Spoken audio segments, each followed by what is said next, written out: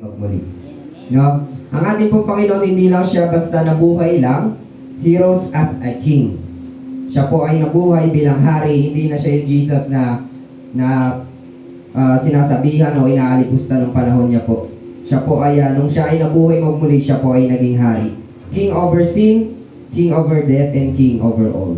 So kaya ngayong umaga po, tayo po ay hindi lang aawit. Tayo po ay aawit na we are declaring with one voice that all hail King Jesus. All the honor, all glory, and all power belongs to Him. Sabi po ng Philippians chapter 2 verse 9 to 11. Philippians chapter 2 verse 9 to 11. Therefore God exalted Him to the highest place and gave Him the name that is above every name, that every tongue will confess that Jesus Christ is Lord, to the glory of God the Father. So umagang po ito, huwag tayo mag-hold back. Ibigay natin sa Panginoon yung worship na deserve ng ating Panginoong Jesus. Kaya tayo po lahat ay tumayo at tayo po ay magpuri sa ating Panginoon. Ating po palakpang ating Diyos.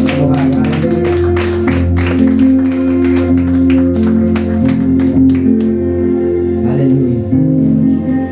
This morning, Panginoon, as we celebrate your victory over death, Panginoon, we are declaring and proclaiming, Panginoon, na ang lahat ng kapurihan ay sa iyo lamang, Panginoon. Purihin ka sa umagang ito, Lord God, at sambahin ang iyong dakilang pangalan. Ito po ang aming samutala sa tayong pangalan ng aming Panginoon Jesus. Amen. Muli po palapakan natin ang ating Panginoon.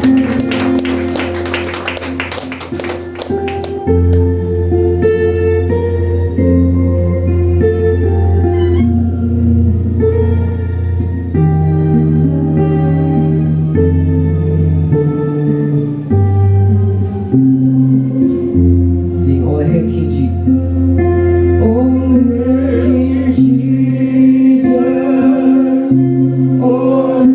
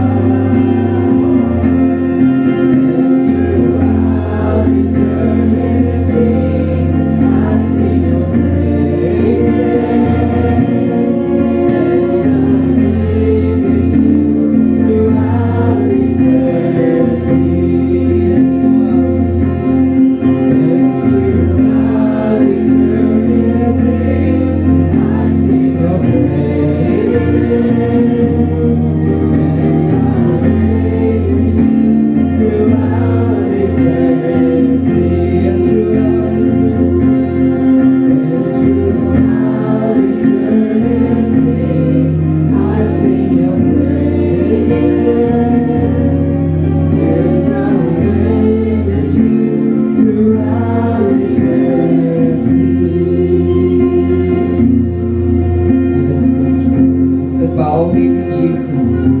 Oh, hail King Jesus. Oh, hail Emmanuel. King of kings and Lord of lords, bright morning star. Let your eyes burning, I sing your praises. And I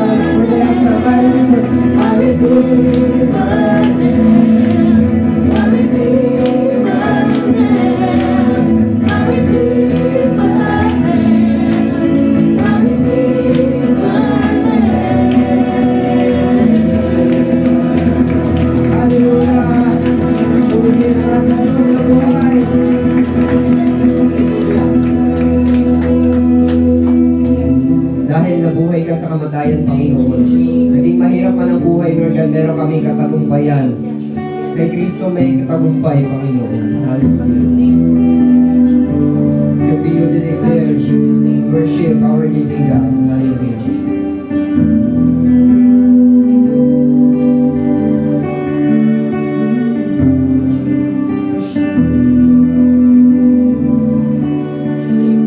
By His stripes we are healed.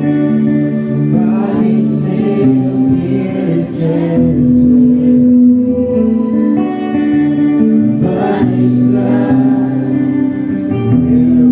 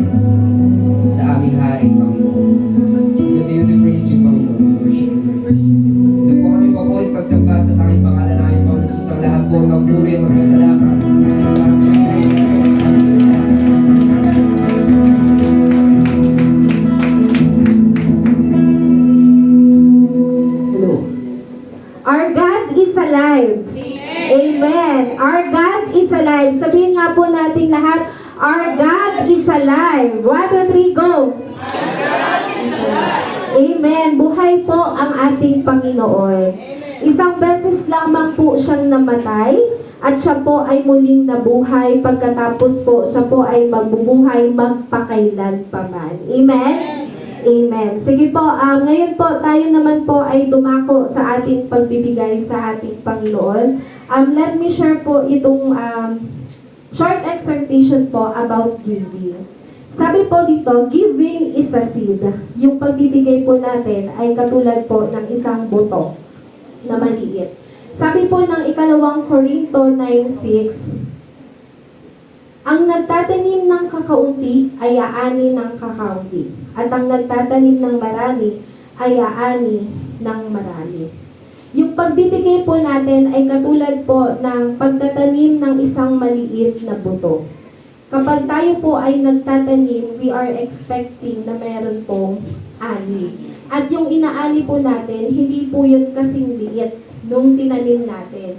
Nag-expect po tayo ng maraming ani.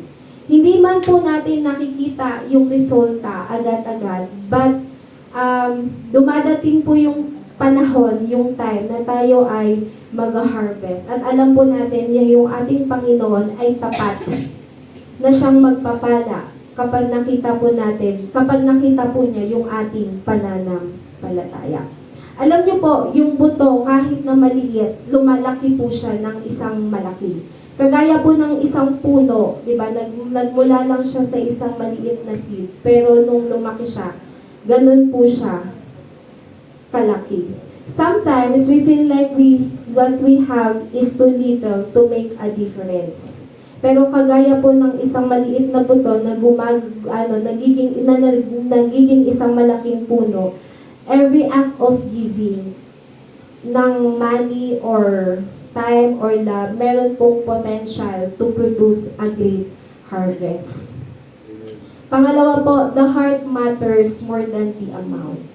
God doesn't just count what we give. Hindi niya po binibilang kung ilang beses tayo nagbigay, kung ilan yung binigay natin. But He consider how we give. Kino-consider ng Panginoon kung paano po tayo nagbibigay. Sabi po dito, a cheerful giver brings joy to God. Sabi po yun ng 2 Corinthians 9:7. Give with love, not with pressure. And last po, sabi, your giving has a future impact. Diba po? Ngayon po, hindi po natin nakikita yung resulta yung ng pagbibigay natin or yung kindness na ina-extend natin sa ibang tao.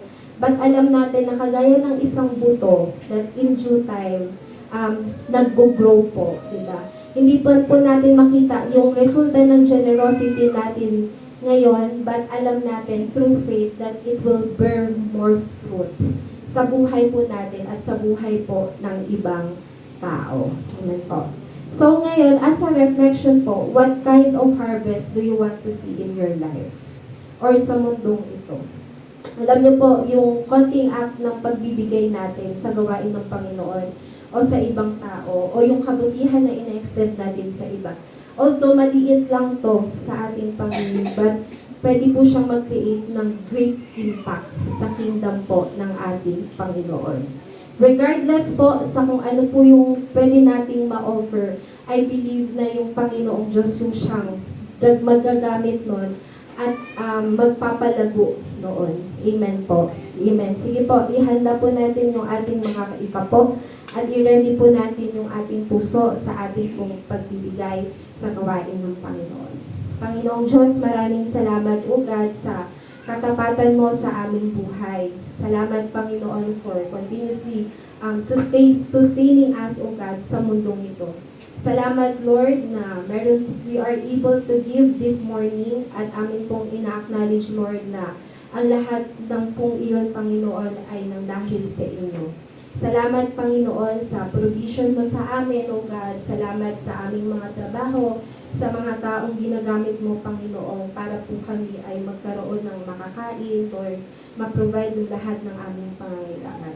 Tunay, Lord, na kayo po ay tapat sa buhay namin at hindi po kayo nagkulang, Lord God. Maraming salamat, Panginoon, na ginagamit niyo po kami, O God, bilang daluyan ng pagpapala, O God, para po sa inyong kaharian. Panginoon, sa amin pong pagbibigay, we pray, Lord, na malugod ka at maging katanggap-tanggap po ang mga handog na ito sa inyo. At tunay, Lord, na magamit mo, Panginoon, para po sa inyong kaharian.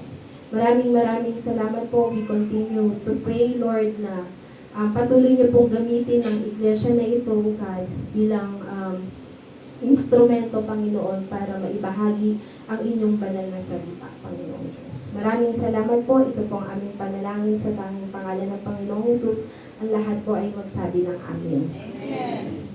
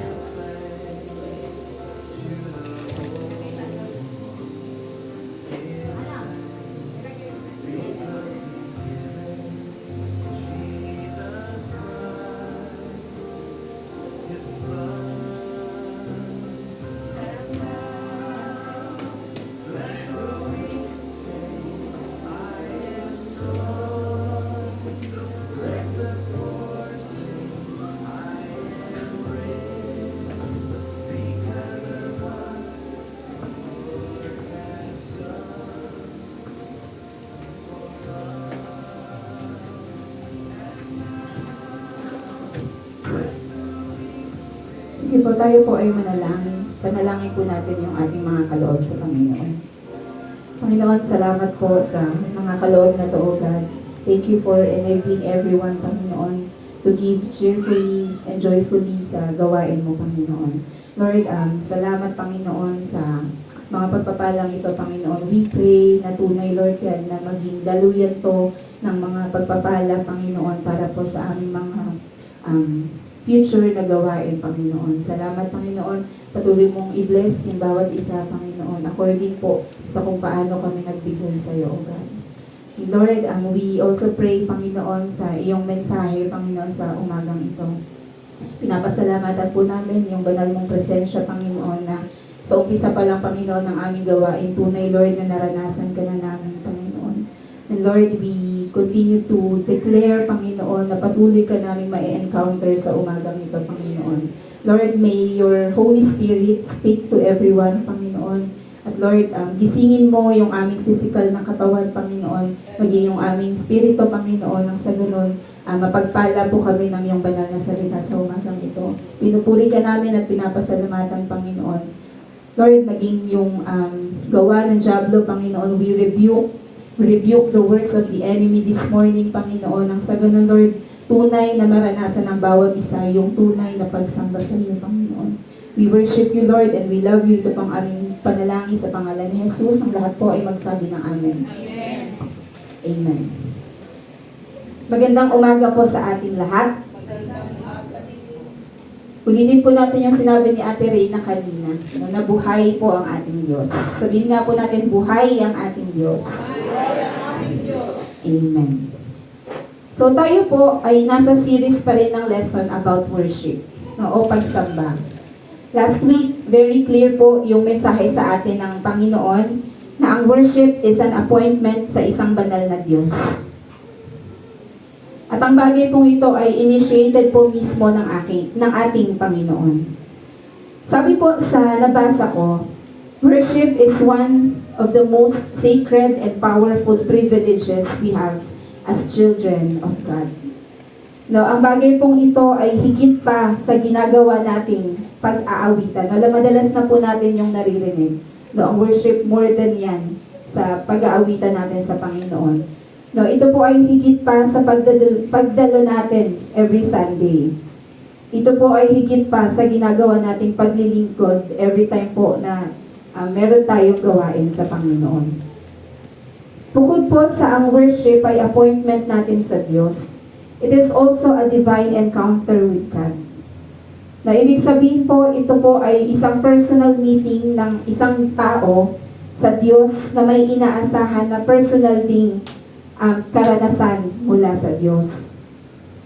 Ito po ay isang sacred moment or a holy space kung saan tayo po ay nagkakaroon ng deeper connection sa presensya po ng ating Panginoon. And this kind of worship po is not bounded by rituals or routines na madalas naghihinder po para maranasan ng isang tao yung tunay na pagsamba sa Diyos. To continue po with our lesson about worship, ang pag-uusapan po natin ngayong umaga ay things we shouldn't bring to worship.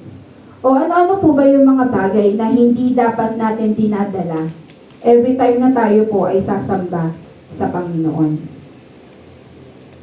Dati po, nagkaroon ako ng isang estudyante sa nursery class na laging may dalang stuffed toy sa classroom. Since toddler level siya, napapansin ko na yon na pagdadating siya ng school, pag makakasalubong ko siya kasama ng daddy niya, sa hallway, no, lagi siyang merong dalang giraffe na stuffed toy. Nung sumunod na school year, sa klase ko po siya napunta.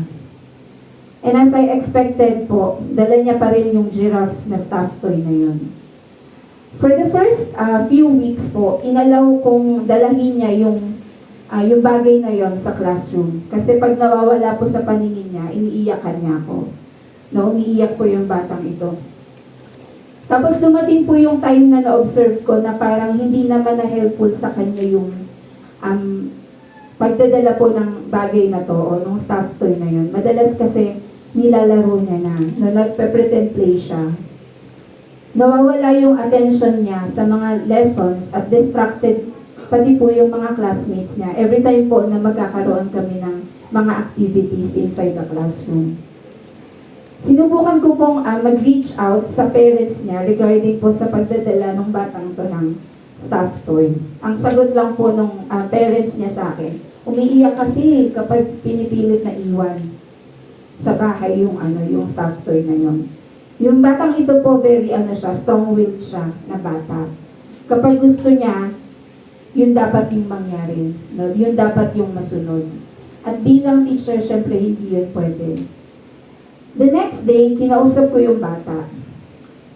4 years old po tong bata na to. Nagkaroon kami ng agreement na pwede niya pa rin dalahin na yung stuffed toy niya. Pwede niya pa rin laruin, pero hanggang matapos lang yung free play period nila. No, kapag narinig niya na pinatugtog ko na yung clean-up song, dapat itatabi niya na yun sa small bag niya o kaya sa cubby hole niya. Kasi pag hindi niya yung ginawa, ako yung magtatabi. Siyempre ayaw niya yun kasi hindi niya na makikita yung stuffed toy niya. No, bakit ko po kinukwento yung bagay na to? Kasi minsan ganon din po tayo. Katulad po ng bata sa kwento, minsan may mga dinadala rin po tayong bagay during worship na hindi naman po necessary. O mga bagay na hindi naman kailangan meron tayo in times of worship. Katulad po ng batang yon, aminin man po natin o hindi, minsan may mga stuffed toy din tayong dala-dala during worship. Hindi po literal na stuffed toy, no, yung sinasabi ko. Ito po yung mga bagay na hindi kailangan at hindi dapat present sa tuwing tayo po ay papasok sa banal na presensya ng Panginoon. Isang malungkot na reality po para sa atin na matagal na pong nananambahan sa Panginoon. May mga pagkakataon na habang tayo po ay nagsasama-sama, katulad po ngayon, na para maitaas ang pangalan ng Diyos, para mabigyan siya ng kapurihan. We don't always come with clean hands and pure hearts. We don't always come with clean hands and pure hearts. Minsan, we carry unnecessary things. May dala tayong mga baggages na pagdadating tayo sa worship place, sa worship gathering. Meron tayong mga daladalang baggages. May mga kabigatan tayo, may burdens tayo. Minsan when we come to worship God, meron tayong mga wrong mindsets, may mga wrong attitudes tayo na hindi natin kailangan sa harapan ng isang banal na Diyos. Though these things po ay invisible sa mga tao, no, sa mata ng mga tao sa ating paligid, hindi naman po ito alingid, no, sa ating Diyos. Dahil ang mga bagay pong ito ay very disruptive or nakakagambala in the spiritual realm.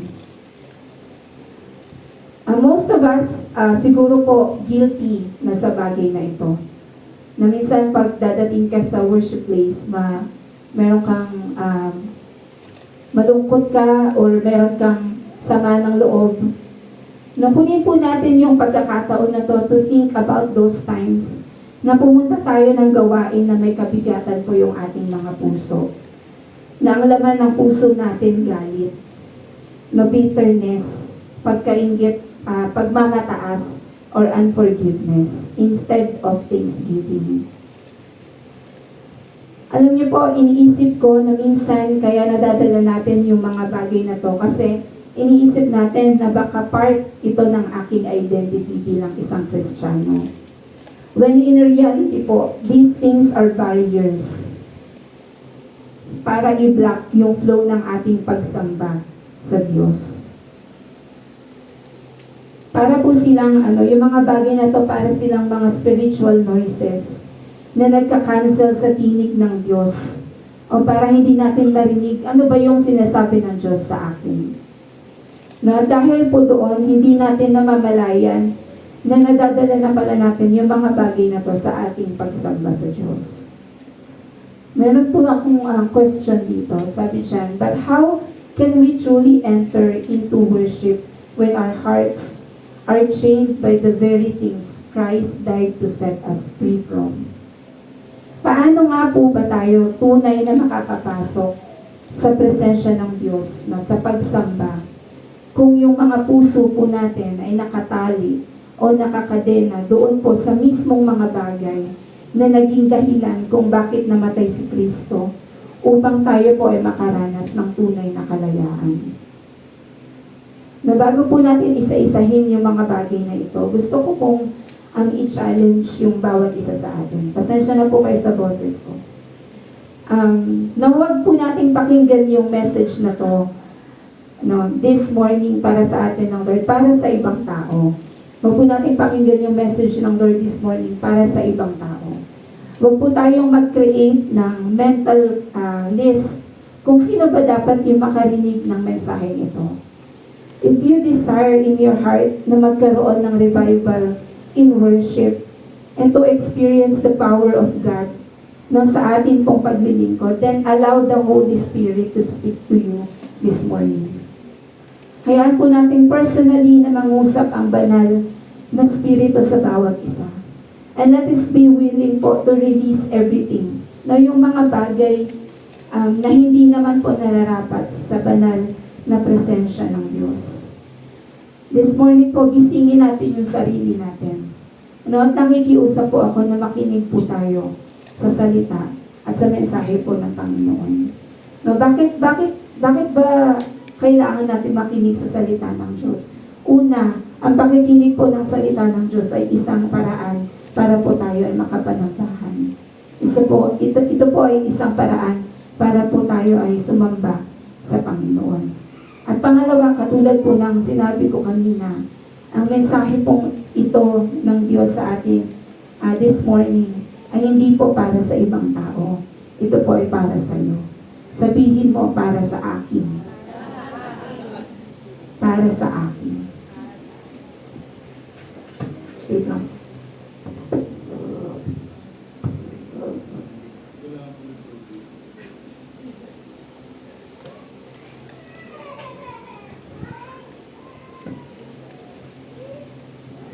Sige po, let me share 4 things po na dapat hindi natin dinadala during worship. Number 1, sometimes we bring worldliness to worship.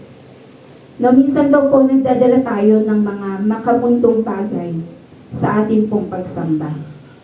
Nangyayari po ito kapag yung atin pong mga attitudes and desires are more influenced by the world kaysa po ng Espiritu ng Diyos. And it matters po kasi ang worship is meant to be holy and set apart. Dahil ang pagsamba po dahil ang pagsamba po ay pagkakataon to honor God ng may katapatan at pagpapakumbaba. When we bring our worldliness to our worship with God, may mga bagay po itong pinagkakait sa atin. May mga bagay po itong ninanakaw sa atin. At una po dyan is the value of true worship. O yung kahalagahan po, or yung halaga ng tunay na pagsamba sa Diyos. Sabi po sa 2 Corinthians chapter 4 verses 3 and 4, sabi po sa Tagalog, kung may talukbong pa ang magandang balitang pinapahayag namin, ito may talukbong lamang sa mga napapahamak. Hindi sila sumasampalataya sapagkat ang kanilang isip ay binulag ng Diyos ng kasamaan sa daigdig na ito, upang hindi nila makita ang liwanag ng magandang balita tungkol sa kaluwalhatian ni Kristo na siyang larawan ng Diyos. The world can blind people to what is of true value. No, ang mundo po ay maaari tayong bulagin sa kung ano po ang tunay na mahalaga. And that is to see the light of the gospel, o yung liwanag po mula sa magandang balita ng Diyos. Sinasabi po dito ni Pablo na hindi naman dahil sa hindi clear o hindi dahil sa hindi malinaw yung message ng gospel, kaya hindi po ito naiintindihan. At hindi po ito ina-accept ng maraming tao.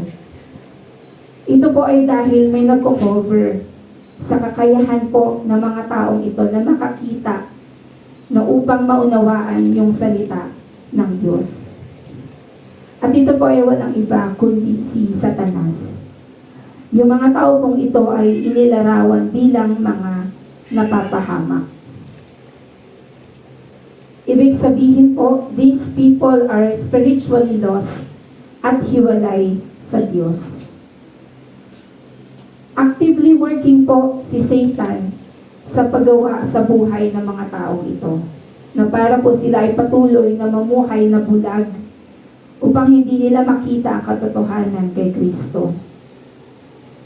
Alam niyo po, may mga bagay na nami-miss out yung mga taong ito.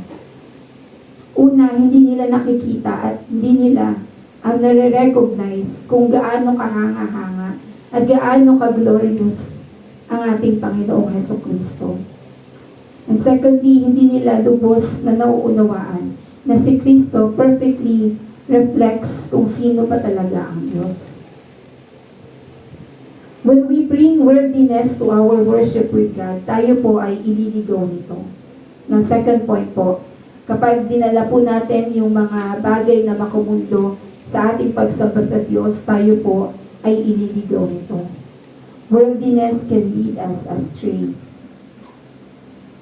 Tayo po ay ililihis nito palayo sa katotohanan ng salita ng Diyos. May ilang account po sa Bible kung saan na-mention yung pangalang Demas. Familiar po kayo sa pangalan niya? Demas.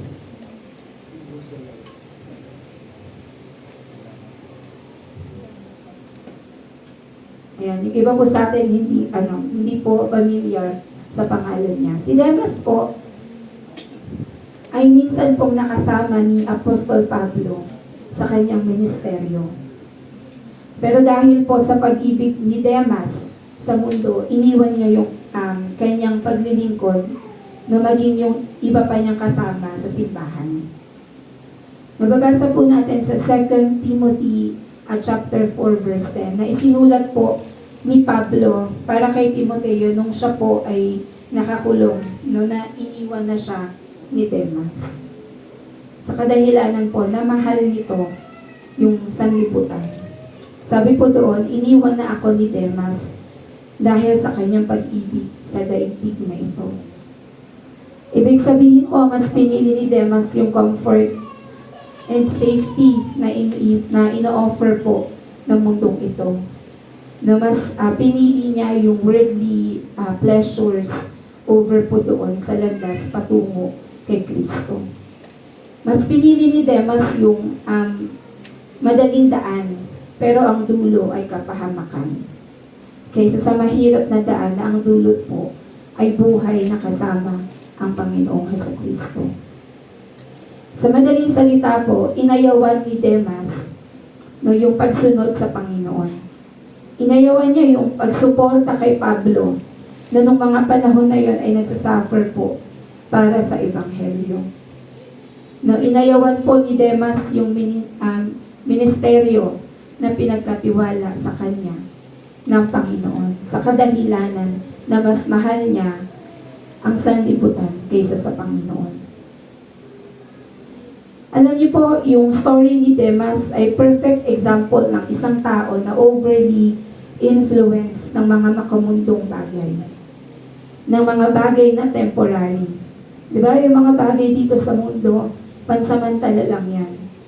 No, flesh-driven and contrary po sa standard ng Diyos. Hindi lang po pinupunto ng bagay na ito yung pag-i-enjoy sa buhay at pagkakaroon po ng mga material na bagay. Ito po yung kapag nagiging priority na natin, no, kapag nagiging identity na natin, at kapag nagiging source of fulfillment na po natin yung mga bagay sa mundong ito. Na doon po nagsisimula na maging kasangkapan yung sanlibutan para po ang isang tao ay maligaw. At hindi po maranasan yung buhay na masagana kasama ang ating Panginoong Jesus. Tandaan po natin that worldliness competes with godliness. Worldliness competes with godliness. Ibig sabihin po, the more na ina-align po natin ang puso natin sa sanlibutan, the harder na tayo po ay makakalakad ng may pagsunod at may kabanalan sa Panginoong Hesukristo. Kasi it clouds our spiritual vision o pinapalabo po nito yung spiritual na pananaw natin.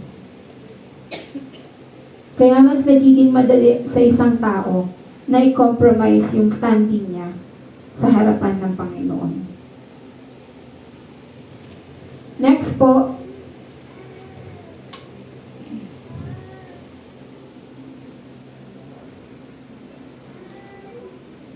when we bring worldliness in our worship with God, maaari pong pigilan ito na tayo po ay makapag-isip ng mga bagay na makalangit. Mga bagay na praiseworthy, mga bagay po na nakakalugod sa ating Panginoon. Worldliness will keep us from being spiritually minded.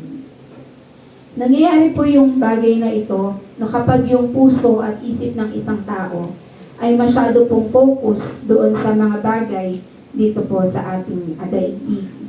And let's say po na mas binavalue ng taong ito yung mga earthly things or earthly possessions na meron siya. Kaya this person din po ay nagsastruggle, especially po sa values and desires na meron yung mundong ito. Kasi hinihila siya nito doon sa direction na most of the time opposite po sa purpose ng Diyos sa kanyang buhay. Basahin po natin yung sinasabi sa 1 John chapter 2 verses 15 to 17. Sabi po, verse 15, huwag ninyong ibigin ang sanlibutan o ang mga bagay na nasa sanlibutan. Ang umiibig sa sanlibutan ay hindi umiibig sa Ama. Ang lahat ng nasa sanlibutan, ang pagnanasa ng laman, ang pagnanasa ng mga mata, at ang pagmamalaki sa buhay na ito ay hindi nagmumula sa Ama, kundi sa sanlibutan. Verse 17, mawawala ang sanlibutan at ang lahat ng mga bagay na pinagnanasaan ng mga tao, ngunit ang mga sumusunod sa kalooban ng Diyos ay mabubuhay magpakailanman. This passage po is a strong warning tungkol po sa maling pag-ibig sa mundo. Nung sinabi po ni Juan, yung author po ng book na ito, na huwag mong ibigin ang sanlibutan, hindi niya po tinutukoy yung mga tao o yung mga nilikha ng Diyos. Ang tinutukoy niya po dito ay yung sinful system, no, o yung makasalanang sistema ng mundo na against po sa mga kapamaraanan ng Diyos. Katulad po ng mga bagay na nabanggit po sa verse 16, yung lust of the flesh, lust of the eyes, and the pride of life. Ito pong mga ito ay hindi po nanggaling sa Diyos. These things are temporary and will all pass away. Dahil ang mga ito po ay matatagpuan sa sanlibutan. Sabi po doon sa nabasa ko, worldliness and spiritual mindedness are like oil and water. No, they do not mix. Yung dalawang bagay daw pong ito ay parang mantika at tubig. No, hindi sila pwedeng maghalo. One reason according sa science kung bakit hindi nagmi-mix ang oil and water is because they are not compatible.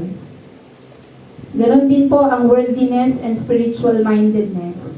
Hindi rin sila compatible. Ibig sabihin, hindi sila pwedeng pagsamahin at hindi sila pwedeng pagsabayin. Dahil yung isa po doon, no, hihilahin tayo sa daan patungo sa self-centeredness o pagiging makasarili. Habang yung isa po, itataas tayo at ilalapit po tayo sa presensya ng Panginoon.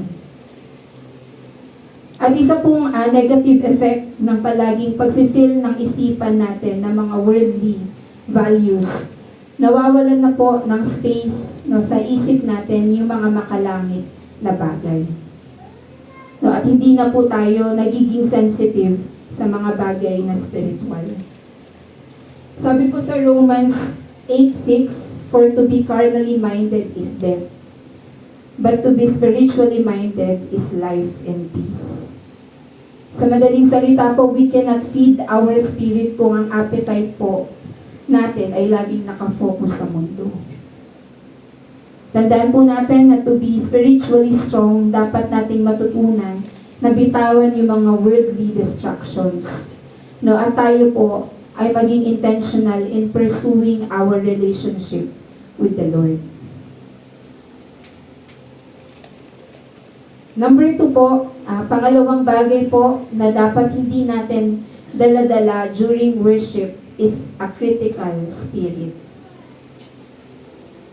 Ano pong ibig sabihin kapag sinabi natin na ang isang tao ay may critical spirit? From a biblical perspective po, nagre-refer po ito sa taong may attitude of constant fault-finding, judgment, or negativity toward others. No, in short po, yung taong ito laging naghahanap ng mali. Ang isang taong may critical spirit ay laging naghahanap ng mali. Ang taong ito po ay mapanghusga at lagi siyang may negative comment sa ibang tao. Madalas daw po, yung mga taong ito ay walang tunay na pag-ibig. Wala silang grace to extend sa kanilang kapwa. At ganun kalawak, at hindi po ganun kalawak yung pangunawa nila sa iba. At yung focus po ng puso ng taong may critical spirit is more on pointing out kung ano yung maling nagawa ng ibang tao. No, hindi po nila desire to encourage, hindi nila desire to build up other people. In Galatians 5:14-17, it says, sapagkat ang buong kautusan ay nauuwi sa isang pangungusap. Ibigin mo ang iyong kapwa gaya ng pag-ibig mo sa iyong sarili. Ngunit kayo'y nagkakagatan at nagsasakmalang parang mga hayop. Mag-ingat kayo at baka tuluyan ninyong sirain ang isa't isa. Sinasabi ko sa inyo, mamuhay kayo ayon sa Espiritu at hindi ninyo pagbibigyan ang mga pagnanasa ng laman. Verse 17, sapagkat ang mga pagnanasa ng laman ay laban sa kagustuhan ng Espiritu. At ang kagustuhan ng Espiritu ay laban sa mga pagnanasa ng laman. Magkalaban ang dalawang ito, kaya napipigilan kayo sa paggawa ng nais niyong gawin. This passage po reminds us na napufulfill po yung lahat ng commandments ng Lord kapag minamahal natin ang ibang tao. No, gaya po ng kung paano natin mahalin yung ating mga sarili. Pinapakita po dito na ang tunay na pamumuhay bilang isang Kristiyano ay dapat rooted sa pag-ibig ni Kristo at hindi po driven ng ibang bagay. And at the same time po, isa rin po itong warning sa mga mananampalataya na iwasan po nating magkasakitan. Na wag po tayong mag-away-away. Na iwasan nating mag-spread ng mga o magpakalat ng mga bagay na hindi naman po totoo laban po sa ating kapwa. Na dahil kapag ganun po yung behavior ng isang mananampalataya, tayo po ay nagiging kasangkapan ng pagkasira. Hindi lamang po ng tao na hindi natin kasundo, maging ng buong church community. Now, remember, when love is missing po sa tahanan ng Diyos, na yung ating pong relasyon sa isa't isa at sa Panginoon ay maaapektuhan. And worse, ito po ay masisira. Kaya sa verse 16 po, may invitation po sa atin si Apostol Pablo. No, ini-encourage niya po yung bawat isa, no, yung bawat mananampalataya na mamuhay at lumakad ayon sa Espiritu ng Diyos. No, ibig sabihin, ialaw po natin na gabayan at pangunahan tayo ng banal na Espiritu sa ating pong mga actions and decisions. Dahil kapag ginawa po natin ito, no, dinedeclare na rin po natin na tayo po ay hindi na kontrolado ng ating mga sinful desires. And another point po about having a critical spirit is that the fruit of the Spirit does not dwell in the life of this person. Kung ang isang tao po ay may critical spirit, ang bunga po ng banal na spirito ay hindi nananahan sa kanya. Na maging malinaw po sa atin na ang critical spirit at fruit of the Spirit are opposite. No? Opposite po o magkaiba yung bagay na ito. Ang banal na spirito po ay nililid tayo towards gentleness and kindness. Habang ang critical spirit po ay tinutulak tayo toward negativity and harshness. Ang critical spirit is not just about sa pag-voice out po ng ating mga concerns, no, o pagbibigay po ng feedback natin sa isang tao. Nagmamatter po yung ating attitude and our motive behind every word po na sinasabi natin. The Bible calls us to speak truth in love, to build others up and to restore gently, not to tear down others with judgment. Alam niyo po, yung mga bagay na ito nakikita din sa mga simpleng salita lang, no, sa mga simpleng comment lang. No, halimbawa, ang haba naman ng message ni Pastor. Iksi naman ng message ngayong umaga. Si song leader pumiyok. No, si backup wala sa key. No, si preacher wrong grammar. No, simple lang po yung mga comments na yun, pero ano na yun? Ibig sabihin parang somehow na meron na tayong critical spirit. Alam niyo po, na-review ako dito nung inaaral ko to. Nakikita ko yung sarili ko. Na madalas hindi tayo aware na yung simpleng pagko-comment natin ay may impact po sa pagsamba natin sa Diyos. Na dapat hindi pala ganun yung attitude natin. Especially kapag tayo po ay haharap sa ating banal na Diyos. Sunod po, a critical spirit is often prompted by envy or jealousy. Na madalas kaya nagkakaroon ng critical spirit ang isang tao ay dahil sa inggit. Sa Numbers chapter 16 verses 1 to 3, makikita po natin yung kwento ng pagre-rebelde ni Korah, no, against po kay Moses and Aaron. Si Korah po, kasama ni Dathan, Abiram at yung iba pa pong leaders that time, challenge yung God-given authority ni Moses. Kiniklaim nila na yung bawat isa doon sa assembly o doon sa community na yun ay banal na. Na wala ng karapatan si Moses and Aaron na i-lead pa yung mga taong ito. Na binaliwala po nila Korah and Dathan yung katotohanan ng pinili mismo ng Diyos sina Moses and Aaron para po sa kanilang mga tungkulin. And that is to lead these people, na pangunahan yung mga taong ito. No, ano po yung cause ng kanyang pagkakaroon ng critical spirit? No, dahil po yun sa inggit. No, dahil sa inggit, hindi po nakita ni Korah and Dathan na hindi lang sila kina Moses and Aaron nagrebelde. Ultimately, they rebel against God's order and leadership.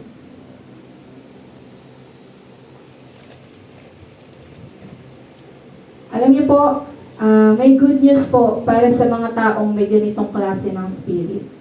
No, hindi pa huli ang lahat sa atin. May cure o may lunas po para gumaling tayo sa mga harmful attitudes na madalas na nagsistem po sa pride, sa insecurity at sa kawalan po ng pag-ibig sa kapwa. Makikita po natin to sa 1 Corinthians chapter 13 verses 4 to 7. Sabi po dito, ang pag-ibig ay matyaga at magandang loob. Hindi maiinggitin, hindi mayabang ni mapagmataas man.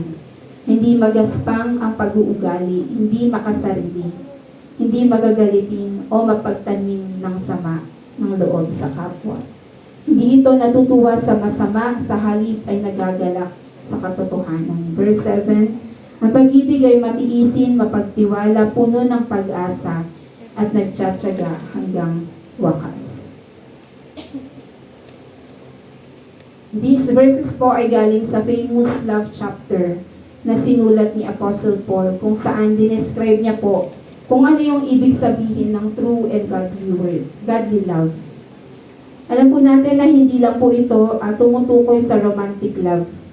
It's agape love, no, na tinatawag po natin, which is selfless and unconditional. Na nire-reflect po ang puso ng Diyos para sa mga minamahal niya. At ito rin po yung tinutukoy nating lunas. Now, these passages paints a clear picture kung paano kumilos ang tunay na pag-ibig.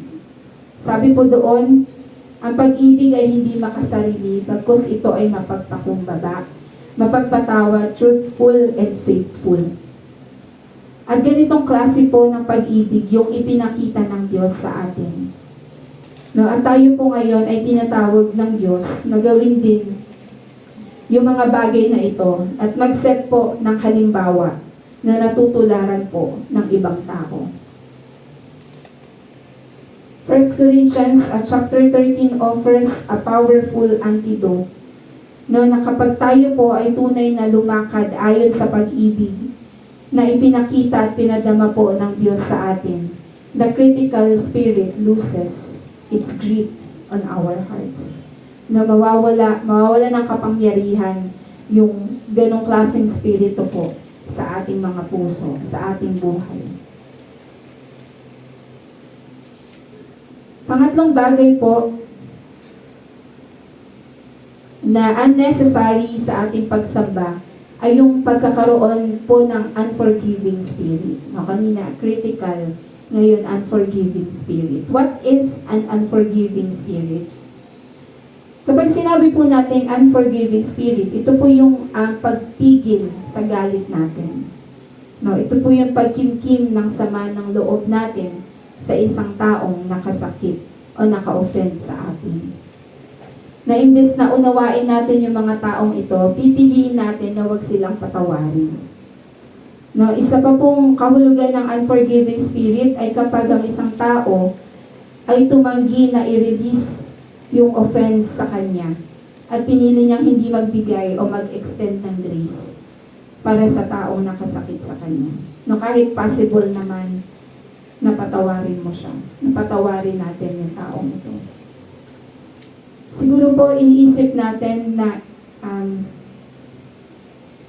iba, no, yung itsura o yung klase ng tao na may unforgiving spirit.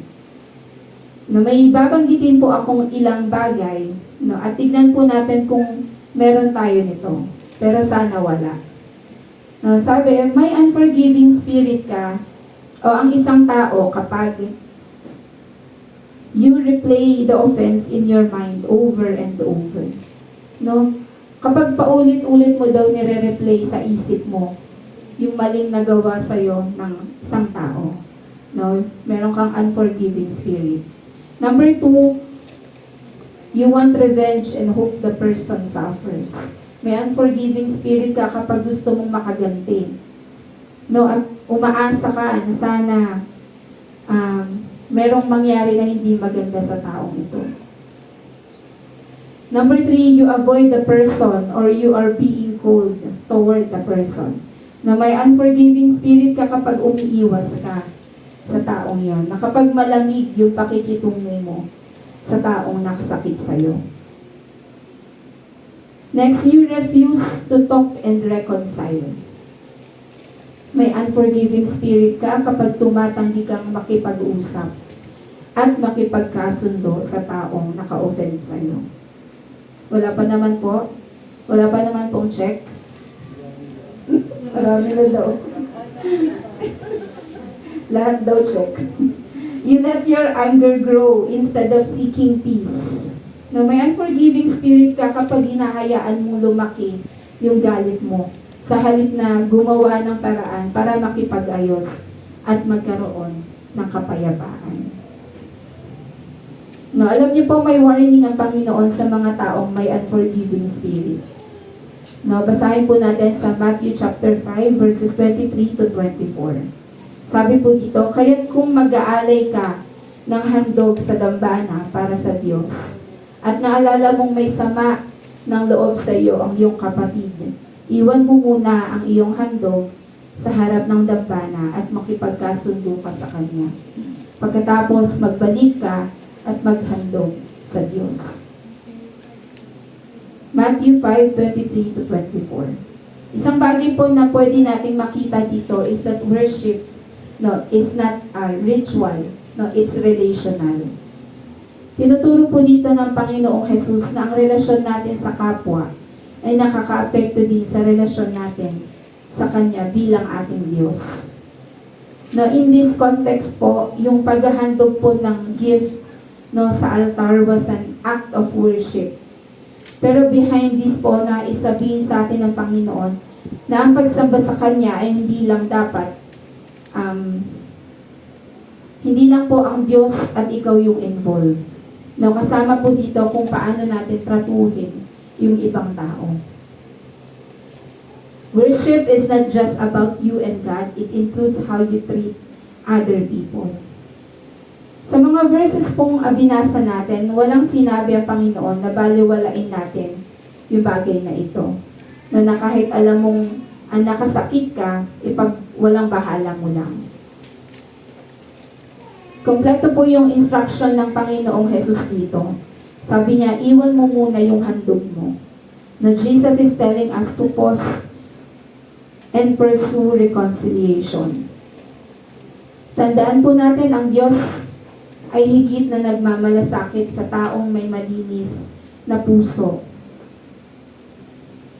kaysa po doon sa kayang ihandog ng taong ito. At ang final instruction po ng Panginoon sa verse 24, magbalik ka at maghandog ka sa Diyos. Na pinapakita po sa atin ito that God desires a genuine and humble worship mula po sa atin. Na ang ating Diyos ay hindi lang basta after sa mga offerings natin. Alam na po natin yon. Matatanda na po tayo sa pananampalataya. Ang Lord hindi siya after sa kung ano yung binibigay natin. Hindi lang siya basta after sa isang relasyon. Nais niya na mayroon tayong maganda at maayos na relasyon sa ating Diyos at sa ating kapwa.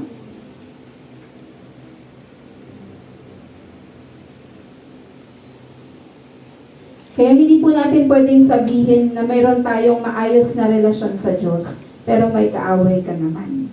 No, hindi po yun. Hindi po yun totoo. No, in reality, hindi yun totoo. Maayos, sinasabi mo na maayos yung relasyon mo sa Diyos, pero may kaaway ka. O may nagagalit sa'yo. Hindi po yun ganon. Kung sinisikap natin na magkaroon ng maayos na relasyon sa Panginoon, dapat ganon din na sinisikap natin na lagi po tayong magkaroon ng healthy relationship with other people.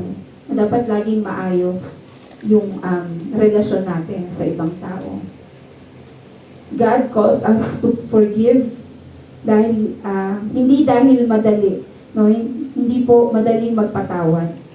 Pero dahil alam natin na ang pagpapatawad ay nagpapalaya sa atin. At ito rin po ay nagre-reflect o sumasalamin sa biyaya ng Diyos sa ating buhay. God calls us to forgive. Isa pa pong katotohanan na kapag ang isang tao ay may unforgiving spirit, siya po ay posibleng magkimkim ng sama ng loob o nag-hold ng grudges. 1 John chapter 2, 9-11, ang nagsasabing siya ay nasa liwanag, ngunit napopoot sa kanyang kapatid ay nasa kadiliman pa. Ang umiibig sa kanyang kapatid ay nananatili sa liwanag at hindi siya magiging sanhi ng pagkakasala ng iba. Ngunit ang napopoot sa kanyang kapatid ay nasa kadiliman pa. Lumalakad siya sa kadiliman at hindi niya nalalaman ang kanyang pupuntahan sapagkat binulag siya ng kadiliman. Let us be reminded that holding grudges can cause spiritual blindness. Ibig sabihin po, when we choose not to forgive, it clouds our hearts at binablock po nito yung ability natin na makita yung mga bagay sa paraan ng pagtingin ng Diyos. Alam niyo po, kapag ganito yung condition ng puso natin, nagiging less sensitive tayo sa tinig ng Diyos. Kasi focus tayo doon sa pain natin, no, doon sa pinagdadaanan natin. At mas bibigyan natin ng halaga yung pag-iisip kung paano tayo makakabawi sa taong yun. No? Mag-iisip ka, paano ba ako gaganti dito? Paano ba ako makakabawi sa tao na to? And instead po na makita natin, no, yung mga taong ito with grace and love, we see them through the lens of hurt and anger. Sabi po sa Matthew 6:15, kung hindi po tayo nagpapatawad sa ibang tao, our own forgiveness is also hindered. And that results po sa isang sirang ugnayan at pakikisama sa Diyos.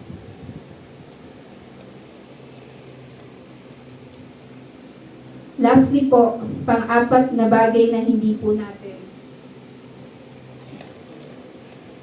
dapat dinadala sa pagsamba ay yung spiritual laziness. Spiritual laziness. Halimbawa po nito ay yung mga taong nagsasabi na sumasamba sila sa Diyos pero wala namang energy. Yung mga wala namang effort, na wala namang focus at walang sincere na puso. Na nag-go through motions lang sila pero hindi sila spiritually engaged. These people are physically present sa simbahan pero spiritually absent naman. Ilan pa pong halimbawa nito ay yung mga taong umaawit at nananalangin na hindi naman minimin yung kanilang sinasabi. No, ito po yung mga taong nagli-lip service lang. Ito rin po yung mga tao na hinahayaang mag-wander o pumunta yung isip nila sa ibang bagay during preaching. No, instead na mag-concentrate sa mensahe ng Panginoon. And these people po ay hindi hinahanda yung kanila mga puso bago pa man sila pumunta sa gawain o magsimula ang gawain. Wala silang prayer and reflection no, sa kabutihang ginawa sa kanila ng Diyos. Kapag ang isang tao po ay nagpatuloy sa ganitong kalagayan, nangangahulugan lang po na mababaw po yung pagtingin nila sa pagsamba. Hindi nila nauunawaan yung reality ng pagsamba. Na ginagawa lang nila yon without passion and without a sincere heart para sa ating Panginoon. And this act po will keep this person from fully encountering Jesus. Sa Psalm 29 verse 2 reminds us na ibigay natin yung papuring nararapat sa Panginoon and to worship Him with deep reverence because of His holy and majestic nature. Bilang pagtatapos po, tandaan po natin na ang pagsamba sa Diyos ay nangangahulugan po ng pagpasok natin sa banal na presensya ng Panginoon. And this divine moment and holy space deserve our full attention. No, our sincere hearts and reverent spirits. Now, we address 4 things po na dapat hindi natin dinadala in times of worship. Ilan lamang po yun sa maraming bagay na dapat nating iwan, no, kung nais po nating maranasan yung worship in its truest and most powerful form. This morning, let us ask God to forgive us, no, for bringing worldliness, for bringing a critical spirit, for bringing an unforgiving spirit and spiritual laziness into our worship. And let us allow God na bigyan tayo ng breakthrough po sa ating pagsamba. Tayo pong lahat ay manalangin. Tayo po ay tumayo.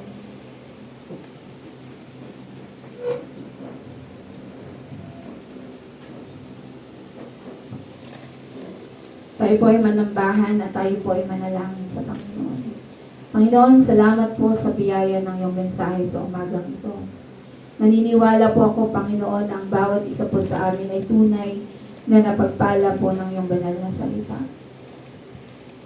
Panginoon, lumalapit po kami sa inyo sa umagang ito na may puso pong nagpapasalamat.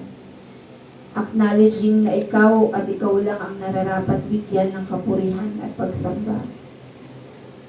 Thank you, Lord, for the gift of worship kung saan kami po ay may kalayaan na makalapit at makapasok po sa banal mong presensya.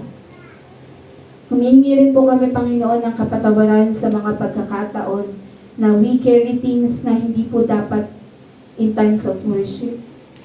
Forgive our thoughts, Lord, our speech, and our actions. And allow us, Lord, sa buhay na to na maranasan namin yung tunay na kahulugan ng pagsamba sa aming Diyos na buhay, sa aming Diyos na banal, at sa aming Diyos na makapangyarihan sa lahat. Salamat po, Panginoon, sa umagang ito. Truly, Lord, na na-encounter ka namin sa mensahe mo, Panginoon. Salamat, Panginoon, sa mensahe, Panginoon, na nagdala po sa amin ng kaligtasan, na nagdala po sa amin, Panginoon, ng kagalingan, Panginoon, nagdulot po sa amin ng kapahingahan sa umagang ito. We worship you, Lord, at salamat po sa presensya mo sa umagang ito. Pinupuri ka namin at pinapasalamatan sa tanging pangalan ni Jesus. Ang lahat po ay magsabi ng Amen. Amen. Sige po, upo po muna tayo. Wala po tayong kanta ngayon. For our groupings po, pag-usapan po natin yung dalawa questions na to. Number 1 question, share an experience where you attended worship service with a heavy heart, anger, or unconfessed sin. Follow-up question, how did it impact you to truly worship God?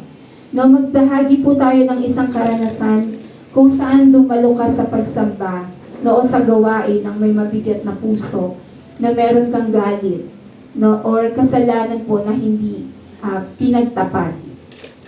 Paano ito nakaapekto sa iyong tunay na pagsamba sa Diyos? Number 2, what changes can I make to ensure I come into worship with a clean heart and right spirit? No, anong mga pagbabago ang magagawa ko para matiyak na sumasamba ako sa Diyos ng may malinis na puso at tamang spirito? No, yun po yung pag-usapan natin sa groupings natin. Same group po tayo, mga kabataan po sa labas, mga kalalakihan po sa likod, as mga nanay po dito. Sige po. God bless po.